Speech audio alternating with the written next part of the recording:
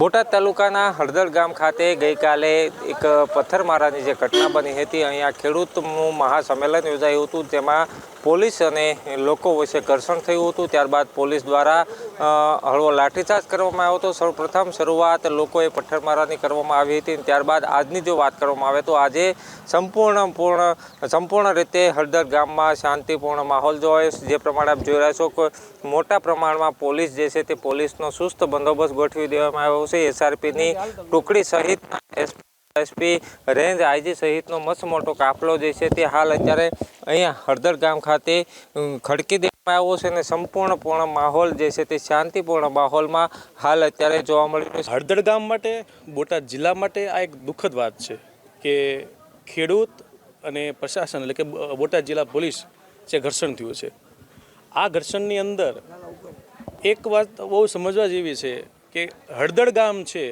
80થી 90% આ ઘટનાથી અજાણ છે। હળદર ગામના આગેવાનો આ મિટિંગનું કે આ આયોજનનું કોઈ પ્રી પ્લાનિંગ નહોતું।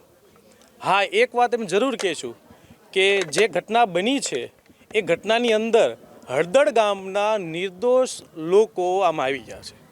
બહારના લોકો બી જાજા હતા અહીંયા, અને જે પથ્થરમારો થયો, પોલીસ પ્રશાસન આવ્યું અને લોકો વચ્ચે જે ઘર્ષણ થયું છે એ પથ્થરમારાની બાદ પોલીસ પ્રશાસને જે કાયદા અને વ્યવસ્થાને જાળવવા માટે અને બીજું કોઈ હુલ્લડ ન થાય એને વ્યવસ્થા ભાગરૂપે જે બી વ્યવસ્થા કરી છે, વ્યવસ્થાની અંદર ગામના લોકો જે નિર્દોષ છે, જે ઘરમાં બેઠા હતા, જે પોતાના ઘરે છે, એને બી અહીંથી લઈ ગયા છે।